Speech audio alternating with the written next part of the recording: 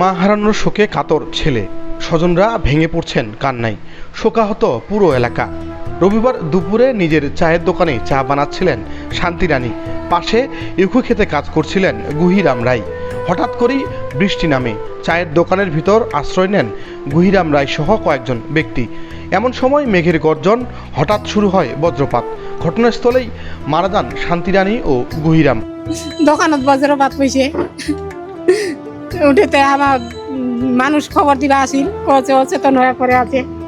কেন আসি দেখছি তেন চল বল নাই, তা মানুষ কচে দেখি হসপিটাল না জাস্টারি করে জিপটা যদি আছে ভিতর যা দেখেছি নাই।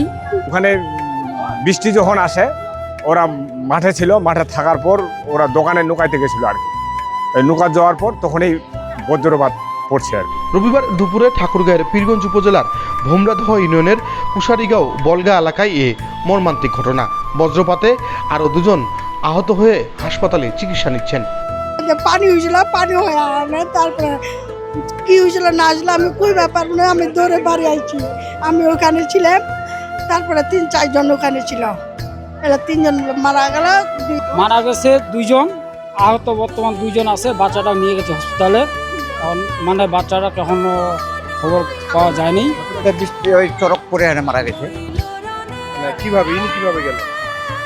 এনে ওইখানে দোকানে চা খাইতে গেছিল, এক জায়গায় 4-5 জন ছিল। এইখান পাড়া পড়ছে, ওরা তো দোকানদার যেমন তাই যায় দোকানে খাইতে, ওটাকারাই বলে এলাকার লোক। এর আগে সদর উপজেলার জামালপুর ইউনিয়নে একই দিনে বজ্রপাতে বাবা আনোয়ার গণেশ ও তার ছেলে নিমাই গণেশ মারা যান। এসব ঘটনায় সচেতন হওয়ার আহ্বান স্থানীয়দের।